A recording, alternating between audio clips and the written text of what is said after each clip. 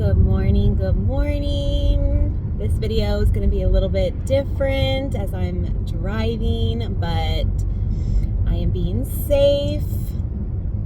I am watching the road. I just dropped off Kinsley at school. It's my midweek day off. The sun is shining. The sky is blue. It's going to be such a great day. Even though I didn't sleep very good, I've been I tossed and turned last night, couldn't get comfortable. My body has been tight and sore, even though I haven't done any I haven't been to the gym in over a week. I was giving myself plenty of time to rest. Your girl has been really being called to just rest, and so I have. I've been so tired in the mornings, so I'm just trying to take it easy. I have a few errands to run today, but I thought I would just come say hey and talk a little bit about what I've been moving through and working on personally, so it might relate to you, especially if you're clicking on this video and tuning in. I'm going to apologize in advance of the road noise. One of the videos I created before in my car, I did a noise remover, and it kind of makes me sound like a robot. So I'm just going to leave the noise in this video so I don't sound like a robot.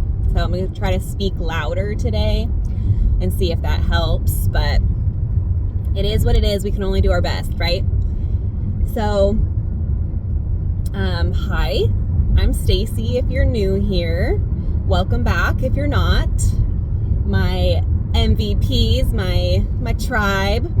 Say hello, give me some hearts in the comments. So two things actually I've really been working on. I like to call them my wounds. We all have deep inner wounds that have been passed on from generation to generation to generation. Some of them are not even our own personal wounds. We are carrying the wounds of our past generations, okay? And that's passed down through programming. So I want to first say that. So when I talk about wounds, and I talk about where they stem from and things like that, it is no blame on any of the people. So my dad, my mom, aunts, uncles, grandparents, it's not their fault, okay? And I want to make that very, very clear in this message. And going forward as I talk about things that come up within me and that I'm moving through and, breaking the patterns. That's the generational cycle breaker. That's the generational curse breaker. You hear these terms thrown around in the spiritual community, and all it is just deprogramming things that don't serve us, okay? So just take for instance, our grandparents lived in the Great Depression era, where they had a lot of lack, okay? There's this lack mentality, this struggle, this survival mentality that they grew up in. And so that's what they came to know. And so then when they had kids of their own, so our parents, they passed down these lack mentalities, these programs that program us to believe that money doesn't grow on trees, money is hard to, money is, you have to work really, really hard for money, all this kind of stuff, right? And so then our parents take in that and they'd break little things themselves, but they then pass it down to us and they regurgitate the same words, spells over us. And now, right now, what we're really witnessing in the collective is, Gen X and millennials are breaking these patterns. They're realizing there's got to be a better way, okay? We're not built to work 40, 60, 80 hours a week, just grinding for all this materialistic stuff, okay? Big houses, cars, all this kind of stuff, okay? And not to shame anybody that has those things, great. Like if that's super important to you, to your heart, then all the power to you, okay? So no judgment there. But a lot of us just want to feel stable and taken care of and secure and, things like that. And so these programs have been passed down, and that's what we're kind of breaking. And so one of my wounds is a money wound. I think a lot of this generation has this deep money wound, okay, where we feel like we work hard, we still aren't making it, all these kinds of things, right? We've struggled a lot of our life, trying to make money, trying to stay stable, those kinds of things. The other wound of mine is people pleasing. And I know a lot of people have this wound too. So these are two major wounds that a lot of us carry: people pleasing and a money wound, among, a slew of other ones too. But I'm just going to focus on these two today. And so in my personal life, I have come to understand that I tend to people please. I tend to want to do things that are going to not necessarily make me happy, but make somebody else happy. And because they're happy, I feel like I've done my job, or I've done, something good, right? But a lot of the times we'll get this feeling like we want to say no to something, but we don't listen to that. And we override that message, that higher self saying, no, this isn't in alignment for you. But because we want to make somebody else happy, we do it, right? And so then that stems into feelings of resentment and feelings of, feeling like they need to pay us back. And then they never do. So then there's, it creates this underlying like friction, if you will, within the self and within the person, right? The person that you're trying to please. And so I've become really hyper aware of this, and I've been really trying to tune in to when somebody asks me to do something. Is it really like a yes? Like, is it a full body yes, let's do it because it's coming from a heart space? Or is it okay, I guess I'll do this because I don't want to lose this person, or I don't want this person to think differently of me, or whatever? That is coming from a fear-based place. So that's how you know you're not in alignment with what you're doing. So I've been really trying to focus on, is it coming from, am I doing things out of a heart space, or am I doing it out of a fear or a lack mentality? So one example I've been really struggling with is the gym. If you've been following me for any length of time, my husband is really into fitness. He's gotten his, license certificate for being a personal trainer. He lives and breathes fitness. He just did the Spartan race over the weekend. He's not sportsy guy, but he's a fitness guy. And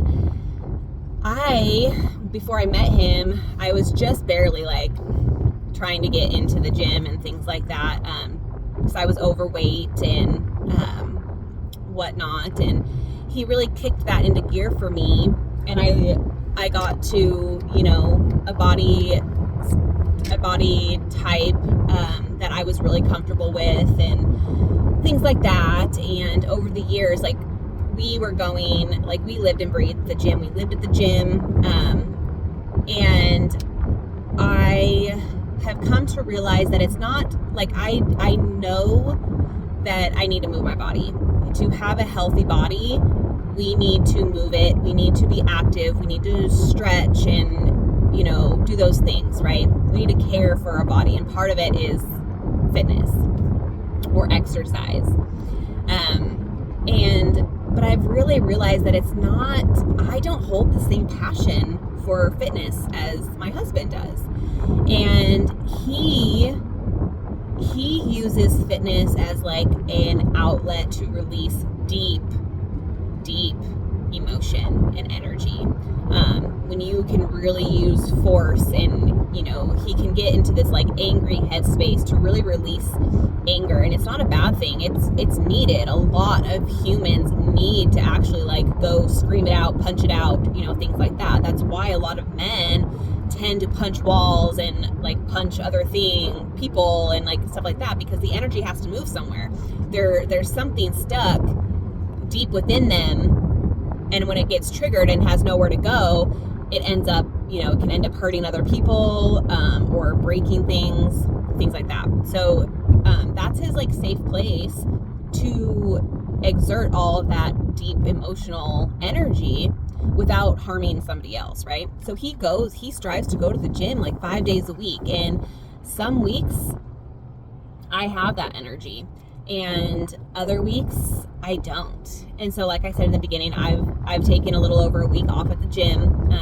I was supposed to go last night and I didn't. I was going to go this morning and I didn't. So we're going to go to the gym this evening together as like a little family. But I've realized that a lot of the time I get into this headspace where my body is telling me like, you need to like literally rest. You're so tired. You're overworked. Like, you just need to pause. And then there's the voice in me that's like, oh, but if I don't go to the gym for this amount of time, like Matt's gonna not love me as much. He's gonna think like I'm making up excuses and I'm lazy. And like I have this voice that is talking me down. And so then it's like, oh, well, I don't want him to not love me the same, or I don't want him to, like whatever it might be. And so then I go, and then it's just really tough. Like, and so I'm really trying to learn how to listen to what my heart is saying and disregard the voice that wants to keep me in a people-pleasing state, right? And so I'm really, it's hard. It's so hard to break these programs and to be like, I'm not going. I don't care what you have to think. If you think I'm lazy, that's a reflection of you, not me. I'm listening to me, right? So that's the switch in the mind that we have to make that switch and let go of what other people might think of us. The opinions of others is none of our business, okay? What somebody thinks of us for a decision that we've made for ourselves, the opinion is just a reflection of their inner world, okay?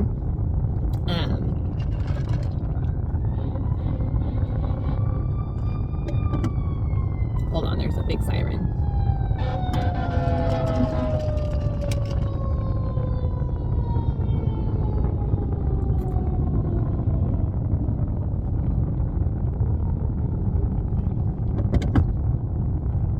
Okay. So yeah, that's just like one example of people pleasing that I have come up against. Another quick example is in the workplace. So a lot of you know, if you don't know, I went back into corporate. Well, not back into corporate. I've never been in the corporate kind of job, but I have really started to let go of hair. I only have like a handful of clients that I see at home, and I go into an office to work now, 4 days a week, and it's really tested me to stay in my integrity and stay in this heart-centered, what's going to fuel me up, and not just be in this people-pleasing mindset. So I've been at this job for a little under 3 months, and so I got hired to work around the kids' school schedule, so I can still drop Kinsley off and I can still pick Kinsley up from school. And that was really important to me, and they hired me for that position. But before school had even started, I had been asked, and like it's been brought up to work more. And there's this the deep-rooted people pleaser in me really was starting to think about those kinds of things. I'm trying to find a good parking spot that's not like in direct sunlight. Okay. I got to my destination, but we're going to chill here for just a little bit. So anyways, as I was saying, so within the office, I was already asked, like, you know, on these days, would you be able to come in a little bit earlier? Like, blah, blah, blah. And I started thinking of like all these different things in my head, like, oh, you know, if I could put Kinsley in like before school care, or I can put Kinsley in after school care. And like, I was trying to, you know, rationalize all these different things. And then I had to like shake myself, you know, like pause and say, Stacy, you need to realize that God, source, the universe gave you this opportunity to have your dream schedule. Why can't you appreciate it? And that was like a big, like, slap in my face, a big wake up call. And I was like, you're right. I asked God for some job that would allow me to live a balanced life. My mom growing up, bless her heart, chose her career. And she was the breadwinner. She was the you know, career woman. And my dad, you know, he would stay home sick with us, and he would get us to school. Most of the time, like in elementary and middle school, I walked because I lived really close to the school. But at high school, like, it was my dad that took us to school and things like that. And so my mom chose, you know, work and money. And it in the beginning of my awakening, I really started to realize that I was mad. You know, I was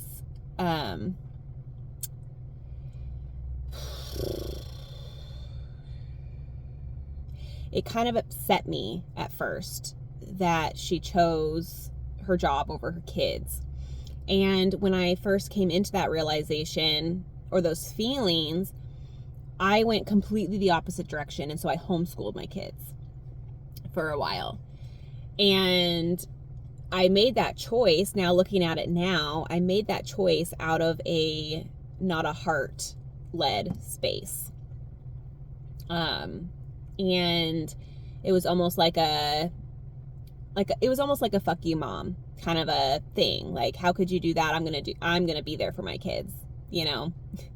And it took a lot of years to realize that, you know, I wouldn't have the things that I have today. I wouldn't have been taken care of the way that I was taken care of as a kid if my mom didn't have that job.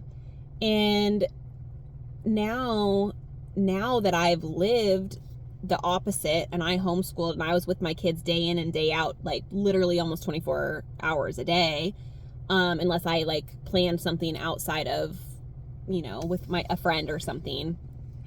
But it was a lot, and it wasn't fulfilling me anymore. And I had realized I had gotten kind of out of the conspiracy trap and the darkness that creates. And I realized, like, holy crap, excuse me, I made that decision to homeschool out of fear. And anytime you're doing something out of fear, it is not in alignment. 100% fact. Take it or leave it. And so I realized, like, oh my goodness, what am I doing? I'm not happy. The kids aren't happy. They want to go to school. And so it first started with Kellen, and he expressed that he wanted to go to high school. This was his 7th grade year. He wanted to go to high school in public school, and he didn't want to just be thrown back into public school in high school. And so he expressed that he wanted to go to middle school, to 8th grade. And he made some poor decisions, like, copying work at his mom's house and not actually doing his homeschooling work.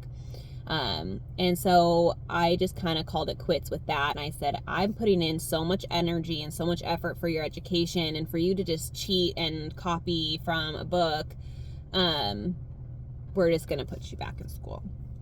So he went back to school the middle of his 7th grade year, and he has turned into such that kid is just such a good kid. It's been nothing but goodness for him. In his personality, he's opened up so much more. He can hold big conversations. Like, it's just amazing to see him, the growth in him, since, being able to experience like friendships and girlfriends and, just life. And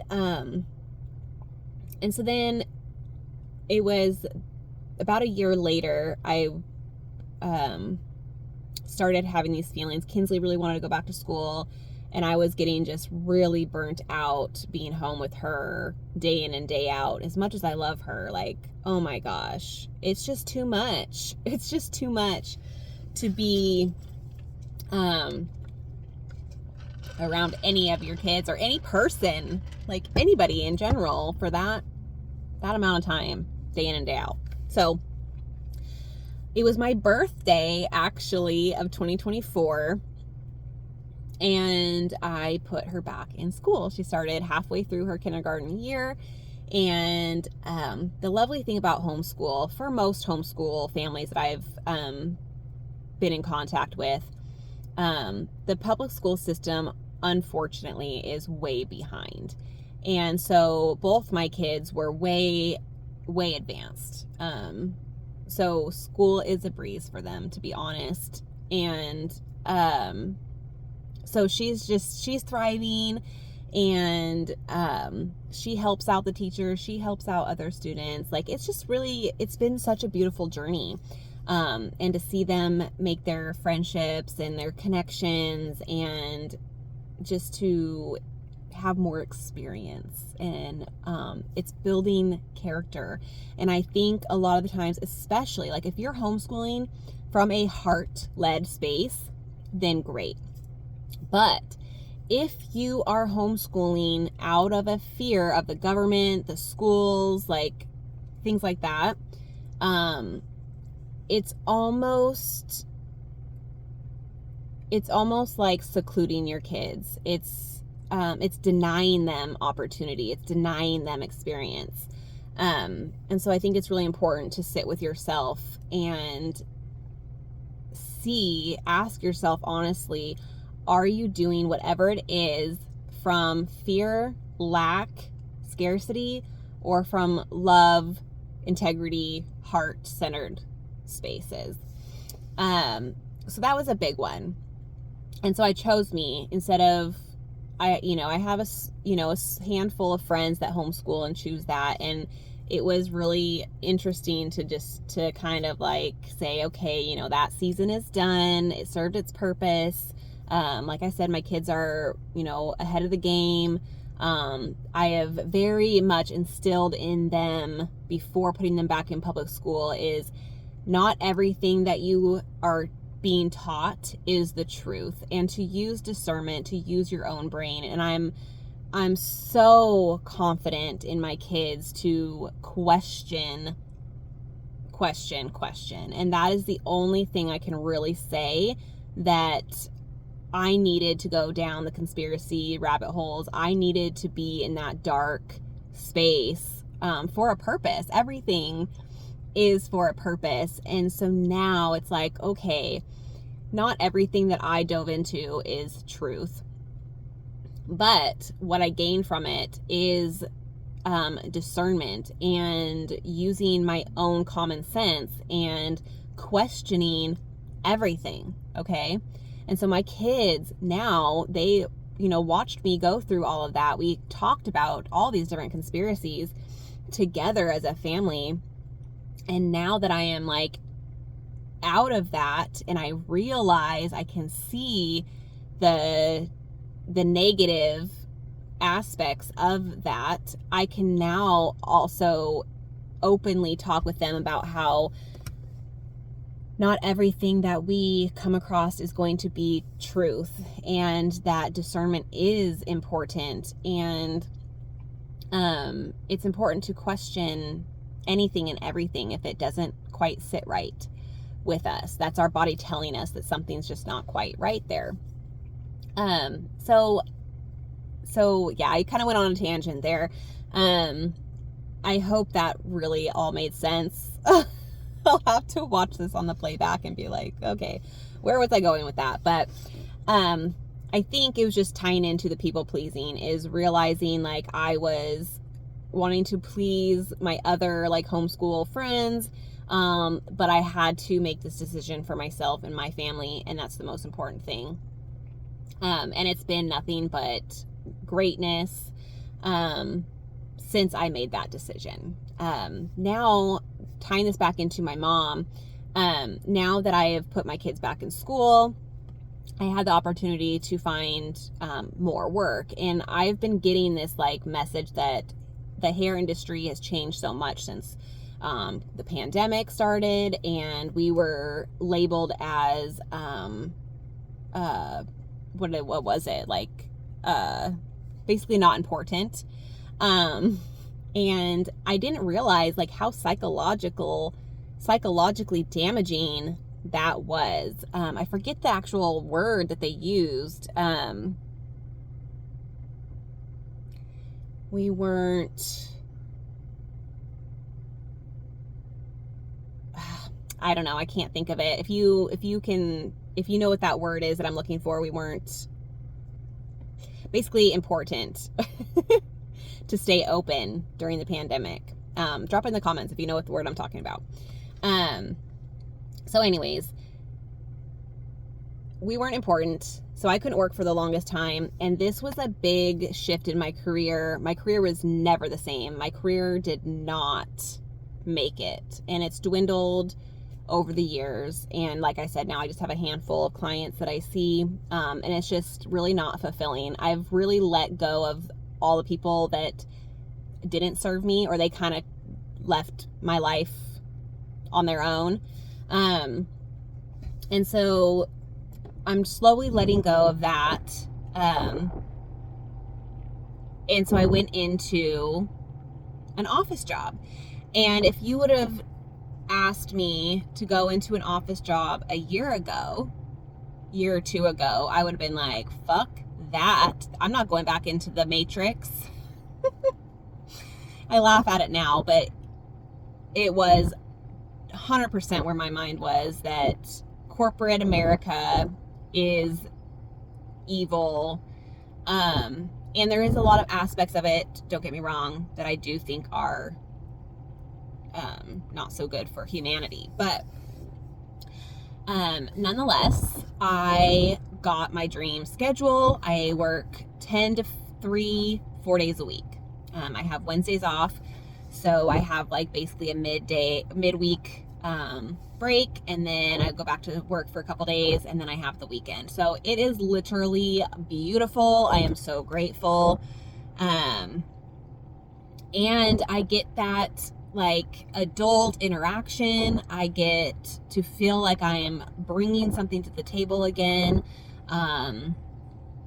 It feels really good. It's a really good balance of home life and being the parent that wants to be involved all the time, but also going out of the house and interacting with other adults and humans. And I now realize what my mom saw in that, and how rewarding it feels to feel like you're helping in some way. And so I feel so lucky and so blessed that I experienced the opposite of what she did. And now I've been able to bring it into a balance where I see where she was coming from. I see what she brought to the table. And because of you know, the income that she brought in, like, we were able to do certain things and experience certain things, and I'm forever grateful. And so, you know, it's funny to go from fuck you, mom, how could you, you know, choose work over your kids, to living what choosing your kids over work feels like, and to come out the other end and be like, oh, I see. And now I just feel lucky that I get to live that balanced life. It's just so beautiful. So no, I have no hard feelings towards my mom anymore, and I never expressed them really to her. Thank goodness, because my oh my, that could have been damaging. But like I said, everything works out exactly how it's supposed to for our highest good and our growth. So that's the people-pleasing wound. I hope that I'm already, oh my goodness, already a half an hour into this conversation. I'm not sure if I should do a part 2. Oh, the content creating dilemmas. Okay. I think I am going to make this a part 2. Part 2, the money wound. Okay, so if you've made it to this part of the video, thank you for tuning in and listening to me just ramble and talk about what I have literally dealt with within my soul and my life. This next episode on the money wound it's going to be good too, because I am literally going to have like an exercise for you to do, and to see where you're at within your money wound and how you look at money and things like that. So stay tuned for that. Thank you for tuning in. If you haven't subscribed to my channel already, go ahead and do so. It really helps me grow. It helps my voice be, you know, seen by other people. Share this video if you found any kind of value in it. Comment if you have a people-pleasing wound too. The more we can communicate together and talk about different aspects of things, the more we can heal as a collective. And the more humans that do this hard work of reprogramming their mind and healing these deep ingrained wounds, the more peace and love and harmony we're going to feel in the world. Okay, it's these wounds that people aren't facing, they're shoving them down, and then that's what we see in the world, is all this, you know, this turmoil and this hatred and these darker energies we see because we're not tending to them within ourselves. So as within, so without. Okay, so anyways, thank you guys so much. I am just rambling now, so I'm gonna close this and go get my shopping done. So I love you, thank you again, and I'll catch you on the next one.